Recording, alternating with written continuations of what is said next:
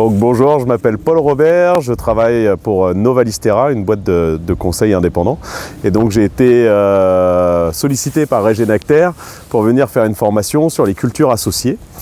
Dans cette formation, on a pas mal parlé du colza associé trèfle blanc nain, qui peut avoir un réel intérêt pour aller ramener de l'azote dans le système et aussi éventuellement avoir des options intéressantes sur le désherbage, sur la gestion du désherbage des céréales qui viennent après le colza.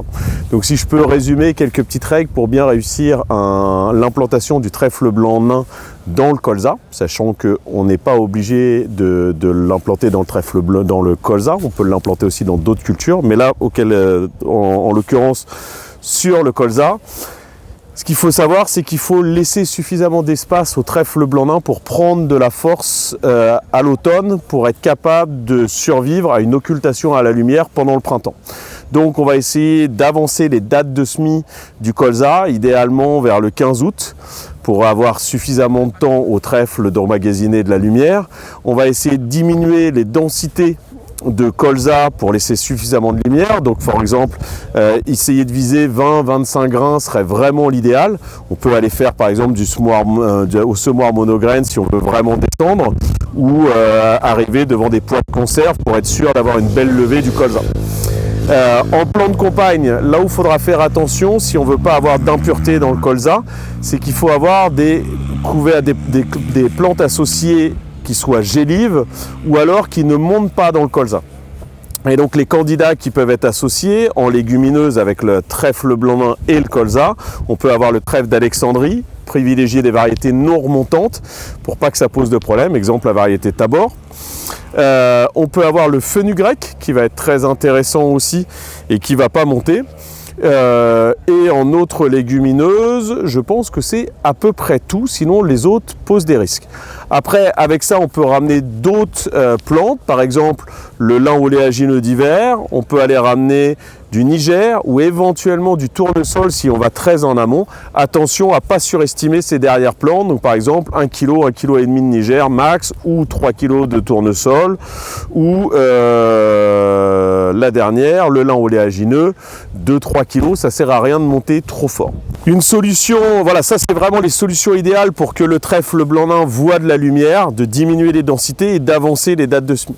Aujourd'hui, il y a des choses qui se font pour des colzas semés un tout petit peu plus tard, un peu plus denses, qui pourraient être testées chez vous, essayez-le éventuellement sur des petites surfaces, c'est d'aller broyer le colza vers début novembre, mi-novembre, donc sur des colzas qui sont déjà à plus de 10-12 feuilles, et de les broyer au-dessus du collet évidemment, pour relaisser de la lumière et avoir un trèfle qui permette de prendre de la puissance.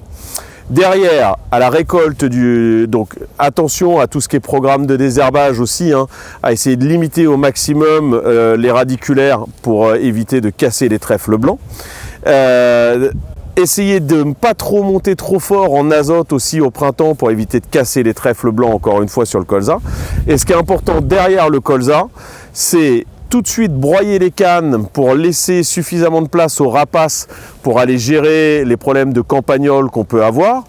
S'il y a vraiment des grosses infestations de campagnols, ne pas hésiter à aller mettre un très léger travail de sol avec un petit coup de disque à 4-5 pour aller bouger un petit peu tout ça et embêter les campagnols et limiter leur propagation. Deuxièmement, broyer le trèfle au moins une fois, alors soit vous l'exportez, soit vous le relaissez au sol. Et puis sur les implantations du froment, faites attention, c'est un couvert qui est très appétant pour les limaces, enfin qui développe beaucoup de limaces.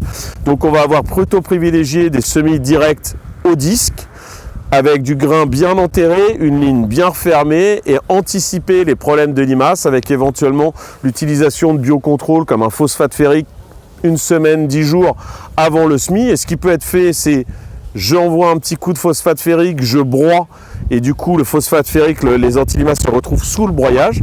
Je viens semer et éventuellement je remets un deuxième passage de phosphate ferrique pour bien sécuriser le développement du blé et éviter d'avoir trop d'impact des limaces sur le blé.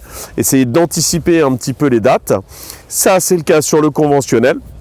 Sur du bio, ce que vous pouvez faire, c'est broyer le trèfle juste avant le semis ou alors le faire au rouleau couteau et là privilégier plutôt un semis précoce, hein, vers le 10-15 octobre, avec de la dent fine, qui sera un peu mieux pour le 10 parce qu'on va avoir une implantation un peu plus dynamique du froment. Et du coup, l'objectif, c'est que le froment rentre en talage entrée-hiver et puisse venir en compétition avec le trèfle au printemps.